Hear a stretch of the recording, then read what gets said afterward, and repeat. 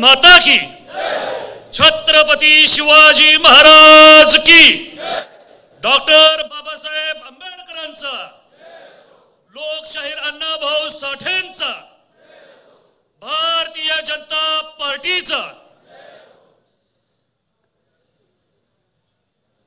उपस्थित सर्व भारतीय जनता पार्टीचे सर्वच नेते मंडळी, सर्व पदाधिकारी, कार्यकर्ते, उपस्थित आमच्या माता भगिनी आणि जमलेल्या सर्वच युवक कार्यकर्ते बंधूंनो, त्याचबरोबर पत्रकार, छायाचित्रकार, सर्व मीडिया,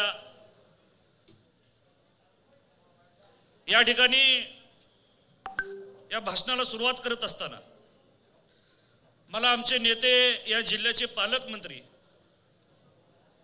आदरणीय चंद्रकांतदादा पाटील यांचे आभार मानायचे आहेत।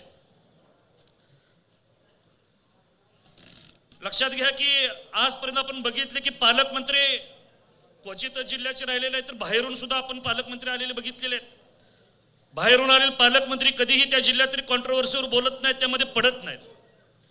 परंतु दादांनी खऱ्या अर्थाने मी अभिनंदन का करायचं ठरवलं दादांचं, कार्यकर्त्याच्या पाठीमागे कसं उभं राहायचं, आणि त्याचबरोबर जर आपल्या नेत्यावर जर कोण बोललं तर त्याला सडेतोड उत्तरही दिलं पाहिजे। ह्याच कुणी शिकवलं असेल तर आदरणीय चंद्रकांतदादा पाटील हे तुम्ही आम्हाला शिकवलं। दादा, खूप खूप तुमचं आभार ह्या सभेच्या निमित्तानं तुमचं मी करतो। आज बघा आपल्याला हा इशारा मोर्चा का घ्यावा लागला। आपण बघितलं परवाच त्यांचा झालेला महाराष्ट्र संस्कृती बचाव मोर्चा, काय बघितलं त्या मोर्चामध्ये आपण, ह्या संबंध राज्यानं बघितलं त्यांनी संस्कृती बचाव केलं होतं का राष्ट्रवादीची नेमकी संस्कृती काय, त्यांची खरी संस्कृती काय हे दाखवण्यासाठी मोर्चा घेतला होता। कोणतरी स्टेजवर चढतो, आई बहिणीवरनं शिव्या देतो, घाणेरडे हावभाव करतो, दमदाटीची भाषा ती नेते मंडळी करतात। ही तुमची संस्कृती आहे का? ही तुम्हाला संस्कृती बचाव करायची आहे का? हे दाखवण्यासाठी तुम्ही सभा केली होती का? परंतु लक्षात घ्या, त्या सभेमध्ये तुम्ही आमच्या नेते मंडळींच्यावर बोलला, आमच्या देवेंद्र फडणवीस साहेबांच्यावर बोलला, हे आम्ही कदापि सहन करणार नाही। मी परवाचे सुद्धा भाषण सांगितलंय, दमदाटी करायची नाही, जर केली तर सडे तोड उत्तर देऊ, जसा तसे उत्तर देऊ म्हणून सांगितलेलं आहे। मला सांगा काय संस्कृती हो तुमची, ज्या नेत्यांसाठी तुम्ही संस्कृती बचाव सभा घेतली, काय संस्कृती तुमची? उद्या 2 ऑक्टोबर आहे, गांधी जयंती आहे। हे महाशय चंद्रकांतदादा, हे महाशय उद्या ज्या नेत्यांसाठी सभा घेतली होती त्यांचे जे नेते आहेत आमच्या तालुक्यातले, 2 ऑक्टोबर आपले महापुरुष गांधीजींची जयंती आहे, त्या जयंतीनिमित्त परमिट रूम बारच्या उद्घाटनाला उद्या निघालेत आणि म्हणे की 2 ऑक्टोबर रोजी बंद असतात बार, परमिट रूम, आणि तुमची संस्कृती काय सांगते त्या दिवशी तुम्ही उद्घाटन चाललाय। खोटं बोलत नाही, पत्रिका घेऊन आलोय, पत्रिका घेऊन आलोय। म्हणजे 2 ऑक्टोबर गांधी जयंती, त्या दिवशी तुमचे बार वगैरे सगळे बंद असतात, त्या दिवशी तुम्ही उद्घाटन करायला जाताय। आणि कार्यक्रम सुद्धा गोपी शेठच्या नवीन मित्रांनीच घेतलेला आहे, एक नवीन मित्र तयार झाले तुमच्या आमच्या तालुक्यात। आणि मग मला सांगा, ही तुमची संस्कृती आहे आणि तुम्ही संस्कृती दाखवणार या राज्यामध्ये, तुम्ही आम्हाला संस्कृती शिकवणार? मला सांगा काय करतो तो तुमचं? गेल्या 40 वर्ष झालं तुम्ही लोकप्रतिनिधी आहे, त्या ठिकाणी नेतृत्व करताय, किती संस्था उभ्या केल्या? दादा मला सांगायचं आहे, एक ही संस्था हिने उभी केली नाही। ज्या राजाराम बापूंनी सर्वसामान्य जनतेला केंद्रबिंदू मानून संस्था उभ्या केल्या, राजाराम बापून उभ्या केलेले साखर कारखाने आहेत, बँक आहे, दूध संघ आहे, शिक्षण संस्था आहेत, ह्या माशाने एक ही संस्था उभी नव्यानं सुरू केली नाही त्यांच्या कारकिर्दीमध्ये। स्वतःला सहकार महर्षी म्हणतात, उलट वाळवा तालुक्याच्या विकासामध्ये खोडा घालण्याचं त्यांनी काम केलं। आणि मी या ठिकाणी काहीतरी येतोय त्यांचा विरोधक म्हणून बोलणार नाही, या ठिकाणी पुराव्यानिशी बोलतोय। आमच्या सहकारी संस्था त्या ठिकाणी ज्या नेते मंडळींनी उभा करण्याचा प्रयत्न केला त्यांना खोडा घालण्याचं या महाशयांनी काम केलेलं आहे। या ठिकाणी चिमन भाऊ डांगे या ठिकाणी उपस्थित आहेत, बसलेले आहेत। वाटेगावचा कारखाना आपला कुणामुळे गेला हो? गेला ना। या ठिकाणी आदरणीय ND पाटील साहेबांनी सुद्धा एक सहकारी साखर कारखाना त्या ठिकाणी उभा करण्याचा प्रयत्न केला ढवळीला, तोही त्यांनी तिथं त्या ठिकाणी फोडून काढला. अण्णासाहेब डांगेंचा टाकव्याचा कारखाना, त्याचबरोबर विलासराव शिंदे साहेबांचा कारखाना, आणि त्याचबरोबर या ठिकाणी कारखाना जो आमच्या बिजली मल्ल माजी आमदार त्या ठिकाणी असणारे कैलासवासी पैलवान संभाजी पवार साहेबांनी जो कारखाना उभा केला, तो सुद्धा अफजल खान माहिती आहे ना, अफजल खान मिठी मारल्यावर कसा करतो, पाठीमागनं खंजीर खोपसण्याचं काम केलं. संभाजी पवार आपण मिठी मारली, पाठीत खंजीर खोपसला, साखर कारखाना ताब्यात घेतला. म्हणजे त्यांच्या तालुक्यात त्यांच्या मतदारसंघात कोणी कारखाने उभे करायचे नाहीत, कारखान्यात उभा करायला गेले तर असं काहीतरी आडवं घालायचं. ह्या पद्धतीनं तुमची त्या तालुक्यातली वाटचाल.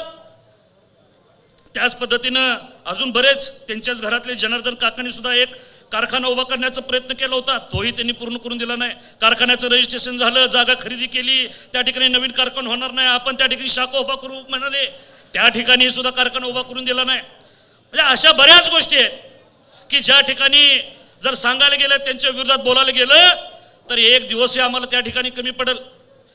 याच विरोधात आदरणीय देवाभाऊंच्या तुम्ही विरोधात बोलता, देवाभाऊंना शिवाय घालता. जे तुम्ही करू शकला नाही ते वाळवा तालुक्यामध्ये देवाभाऊंनी करून दाखवलं, तेही कसं सांगतो.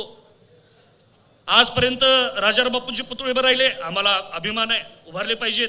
तालुक्याचे भाग्यविधी आहेत, संस्था त्यांनी उभा केल्या, त्यांचे पुतळे उभे राहिले पाहिजेत. परंतु आमचा वाळवा तालुका थोर पुरुषांची खाण आहे बंधूंनो. बरेच थोर पुरुष तिथं त्या ठिकाणी जन्माला आले, त्यांचे पुतळे त्यांची स्मारक व्हायला नकोत का? लोकशाहीर अण्णाभाऊ साठेंचा स्मारकाचा विषय कुणी संपवला? दादा 25 कोटी रुपये आदरणीय देवेंद्रजी फडणवीस साहेबांनी आमच्या तालुक्यात अण्णाभाऊ साठेंच्या स्मारकाला दिलेले आहेत. त्याचबरोबर वाघवाडीला आम्हाला कृषी महाविद्यालय दिलं देवाभाऊंनी, त्याला नाव कुणाचं दिलं? आमच्या असणाऱ्या क्रांतिसिंह नाना पाटलांचं नाव त्या ठिकाणी आम्हाला दिलं.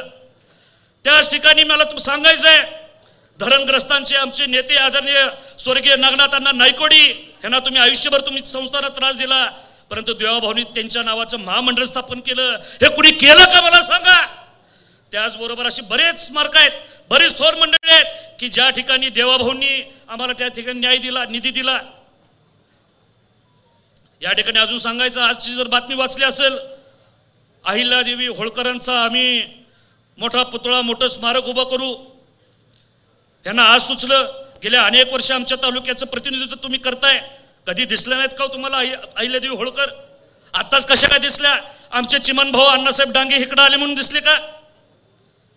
भाऊ जरा तुम्ही उशीर केला, 20 वर्षे. जर तुम्ही 15-20 वर्ष अगोदर आला असता तर अगोदर पुतळा त्यांनी केला असता. पण असू द्या, त्या ठिकाणी कशी फसवागिरी सुरू आहे बघा. त्या ठिकाणी असणाऱ्या अहिल्यादेवी होळकरांचा पुतळा नव्यानं स्थापित करणार म्हणून सांगितलं, त्याला जागा कुठली देणार म्हणून सांगितलेलं आहे. जिल्हा बँकेच्या जवळ असणाऱ्या राजाराम बापूच्या पुतळ्यांच्या जवळ देतो म्हणून सांगितलं, बरोबर ना भाऊ? आणि तोच शब्द अण्णाभाऊ साठेंचा सुद्धा पुतळा बसवायचा आहे, त्यालाही तिथंच जागा देतो म्हणून सांगितलेलं आहे. म्हणजे उद्या तुम्ही एकमेकाच्या समोर एकमेकाचे समाज उभा करायचे, तिथं तेढ निर्माण करायचे, त्याचा फायदा तुम्ही उठवण्याचा प्रयत्न करताय. ही कुठली दुटप्पी तुमची भूमिका? अशा बऱ्याच गोष्टी आहेत की ज्या आपल्याला बोलावे लागतील, ज्या सांगावे लागतील. कारण लक्षात घ्या, हसून गोड बोलून जे तुम्ही आतापर्यंत राजकारण केलं, मवाळ बोलून जे राजकारण केलं, ते आता लोकांना तुमची शाळा कळलेली आहे. म्हणून तुम्ही जाल त्या ठिकाणी तुम्हाला आता त्या ठिकाणी लोक थारा देत नाहीत. सांगली महापालिका एकदा तुम्ही ताब्यात दिली, परत तुम्ही त्यांना संधी त्या ठिकाणी दिली नाही. बघा, शिराळा विधानसभा मतदारसंघ त्यांच्या विचाराचा होता, तोही त्या ठिकाणी आमचे सत्तेत भाऊ आमदार झाले. ईश्वरपूर नगरपालिका त्यांच्या विचाराची राहिली नाही. त्या ठिकाणी असणारे आता ईश्वरपूर विधानसभा मतदारसंघ सुद्धा बघा 70,000 मतांनी निवडून येत होता, तुम्ही आता 10,000 मतावर आला. म्हणजे तुम्हाला तिथल्याही लोकांनी नाकारलेलं आहे. मला दादा हे सांगायचं, दादा विनंती तुम्हाला करायची आहे, ह्या नाकारलेल्या व्यक्तीला तेवढं आमच्या आपल्या पक्षात तेवढं काही घेऊ नका, ही विनंती या सभेच्या निमित्तानं करायची आहे. आणि दादा या व्यासपीठावर निदान आज घोषित करा की बाबा सम्राट घेत नाही बाबा त्यांना, कारण ही व्यक्ती ज्याला प्रत्येक ठिकाणी नाकारलं गेलेलं आहे त्यांना तेवढं काही घेऊ नका.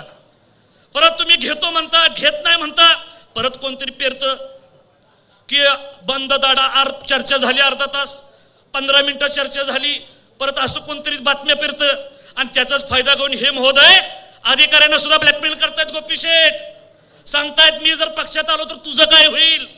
अशी धमकी देत आहेत. म्हणून दादा त्याला एकदा पूर्णविराम लावा, ही विनंती करण्यासाठी या व्यासपीठावर उभारलेला आहे. तेवढी मागणी माझी तुम्ही पूर्ण कराल एवढंच या ठिकाणी विनंती करतो. बरेच वक्ते बोलणार आहेत, बोलायचं बरंच आहे. अजून आपल्याला गोपी शेठ तिकडे बोलायचंय, परत कार्यक्रम घ्यायचेत ना, निश्चितपणानं बोलू एवढंच या ठिकाणी सांगतो आणि या ठिकाणी आभार व्यक्त करतो. जय हिंद, जय महाराष्ट्र.